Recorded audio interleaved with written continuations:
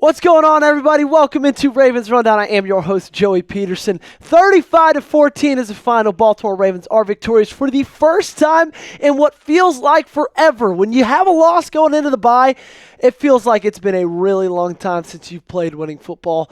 They absolutely dominate the New York Giants in this one, 35-14. And honestly, guys, it was never really in doubt. I think after that first drive, Lamar fumbles the football. You kind of wonder yourself, is this going to be one of those games? But then you just quickly saw how inept this New York Giants offense was at doing anything. And you kind of was like, okay, no, this one should be done and dusted. So 35-14 is the final. Got a lot to talk about. Thanks so much for tuning in to the Ravens Rundown. I'm your host, Joey Petersen. If you are new to the channel, if this is your first time checking us out, we do this every single day. We get you 11 videos a week. We're live for every single watch party. Also live for Tuesdays, just in the afternoon for about an hour-long live show. This is the place to be. If you love the Baltimore Ravens, hit that subscribe link below. It's going to be in the comments, and it's going to be in the description of today's video. Not a better place to be than right here on Ravens Rundown. Let's start with Lamar. 21 for 25, 290 yards, 5 touchdowns. Another Jackson 5 performance from him. And I mean, it was... It leaves me like this, speechless, right? Because he does this every now and then where he just goes absolutely nuclear. What he was able to do on his legs as well. I think he had like 55 rushing yards as well. He ran patient, but he also ran with pace. It was beautiful. It was just like what you're used to Lamar sing, or what you're used to seeing Lamar do. And if he plays like this, then I just don't see a way that any team with our defense playing the way they're playing as well can beat this team. But it's when he has those games, like a couple games ago, where he's just a little off, right? He's never horrible. Just sometimes he's a little off. That was not the case today. He was precise. He was accurate. He was efficient. He was mobile with his legs. I hope his mom doesn't yell at him or cuss him out after the game because he did everything perfect today. Again, 21 for 25, 290, 5 touchdowns. Let's talk about Rashad Bateman as well, because he caught 2 of those touchdowns, 3 receptions for 80 yards for the guy who I like to say a little separation of church and bait. He was phenomenal. I mean, I really love what Rashad Bateman has showed me so far this year. And we talked about it, I think, on Wednesday of this week, maybe even on Thursday. I talked about his ability to get open, and I talked about him coming back after that Eagles game and practicing and being healthy again, because what he's done this year, he already has career highs in touchdowns. Even before this game, he added 2 to it. He had a career high in yards as well before this game, and he had 80 to it.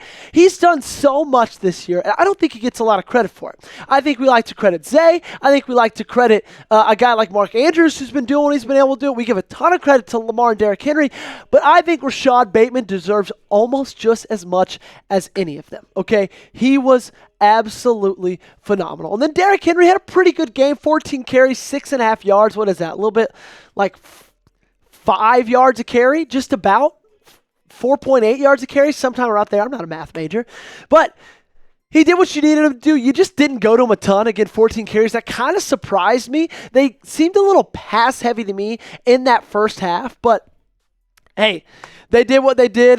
Derrick Henry broke a lot of good runs, 10-yard runs in that second half. That first half, he just was kind of limited to like 3 to 5 yards, sometimes would barely even get past the line of scrimmage. And then the second half, you kind of started seeing him take off a little bit. But hey, the more you save his legs for this back half of the season, especially this next 2-game stretch, I'm not going to ever complain about that, right? You need him healthy. We need him healthy. We need him at his absolute best going in the final couple of games of the season. But man, I just can't stop talking about Lamar. And what I hope is Lamar Jackson played himself today back into the MVP conversation. Someone said it in the live chat today. They said, it is a what have you done for me lately award. Okay, and guys like Josh Allen, guys like Saquon Barkley, they've done a little bit more for the voters of the MVP award lately than Lamar has. Struggled a little bit the last couple games. But man, he's back. And he's better than ever. 21 for 25 again, 295 touchdowns. Really hope he played his way back into the MVP conversation, because that's where I believe that a guy like him deserves to be. He's putting up numbers this year like he hasn't ever in his career. He's been absolutely unreal, and he's a big reason why I have a lot of belief in this team going into the postseason. So I got a question for you. Should Lamar Jackson win MVP? Join us down below in the conversation. If you think he should, give me a yes. If you don't think so, give me a no. Also, tell me why you don't think so, and let me know down there below. This is going to be the pinned comment on today's YouTube video. I'm about to talk about our sponsor, Game Time. While I'm talking about Game Time, scroll down the comment section, find this pinned comment, and give me a yes or a no. I got to shout out our friends at Game Time. They're the sponsor of today's video, and they're the best place to go because they have the best seats, lowest prices guaranteed. It's the only place I go when I'm trying to get tickets to any college football or NFL game. Game Time has a new feature. It's called Game Time Picks, and that makes getting tickets to see your favorite teams play live even easier. Game Time Picks shows up the fluff, show you only incredible deals on great seats. So you don't have to waste time searching through thousands of tickets. The tool highlights the best deals, including great and amazing deals with the highest value seats at the time. For some events, Game Time Picks identifies a super deal, which is the best seat value in the venue. And I know what you guys are thinking. You're sitting there and saying, Joey, you're just talking about Game Time because they're the sponsor on today's video and it's your job to talk about Game Time. You don't actually use it though. That is where you're wrong, my friend, because my Tennessee Volunteers are a win on Saturday against Ohio State away from going to the Rose Bowl. And I already bought tickets to that game using Game Time. You can see it right there, my tickets on the Game Time app. So I don't just talk about them because they're the sponsor of today's video. It's my job. I talk about them because I use it. I love it, and you should too. So take the guesswork out of buying tickets with Game Time. Download the Game Time app, create an account, and redeem code CHATSPORTS for $20 off your first purchase. Terms apply. Again, create an account and redeem code CHATSPORTS for $20 off. Download Game Time today. What time is it? It is game time. All right, let's talk about the defense, okay? I'm not going to sit here and say, they played the best game of the year. They played against a really good opponent. I know it was against the Giants. I know freaking Tommy DeVito and Tim Boyle were the two quarterbacks who played this game. But still at the same time, I'm really happy with what this team has been able to do recently. Okay, if you just look at the team stats, the New York Giants had 236 total yards on 60 total plays, 181 passing, 55 rushing, okay? Malik Neighbors was the really only guy on defense that had a good day, or on offense for the Giants had a good day. 10 receptions, 82 yards, 1 touchdown.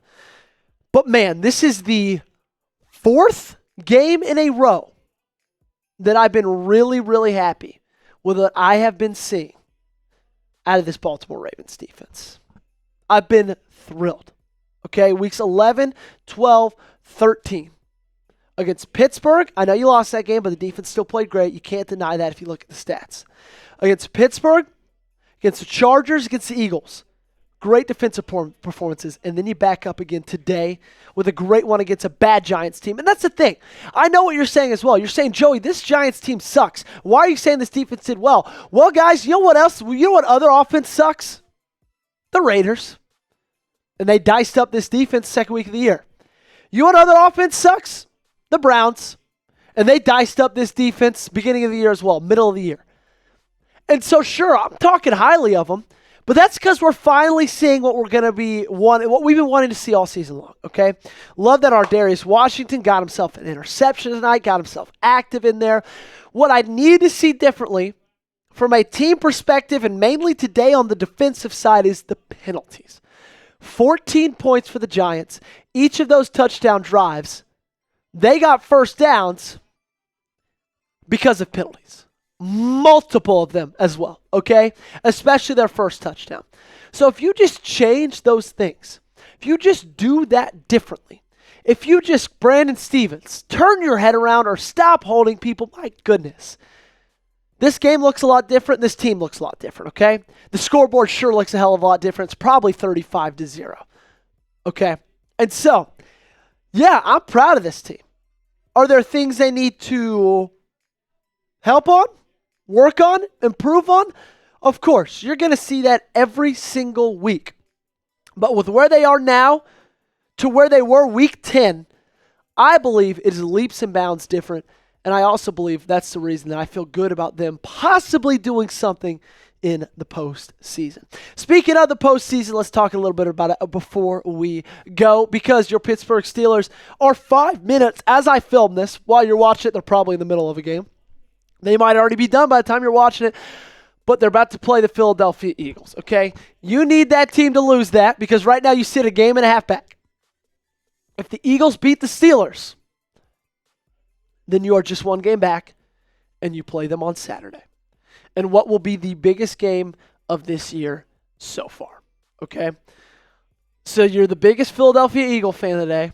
I'm the biggest Philadelphia Eagle fan today, because if they can knock off Pittsburgh, get another loss to them, this division is well within reach, okay? And fate is in your own hands on Saturday. Speaking of Saturday, what is your confidence level in the Baltimore Ravens getting a win over Pittsburgh? Scale for me in the comment section down below. How are you feeling? You feeling really good about it? You just feeling kind of good about it? Let me know down below. Thanks again so much for tuning in, everybody. I am your host, Joey Petersen. This was my instant reaction. I am live for every single one of these games. I'll also be live again on Tuesday, 4:30 Central, 5:30 Eastern. We just hang out for about an hour, chop it up. Thanks so much for tuning in. I'll be back tomorrow with another video. Day after that, you guys know how it goes. Hit that sub button.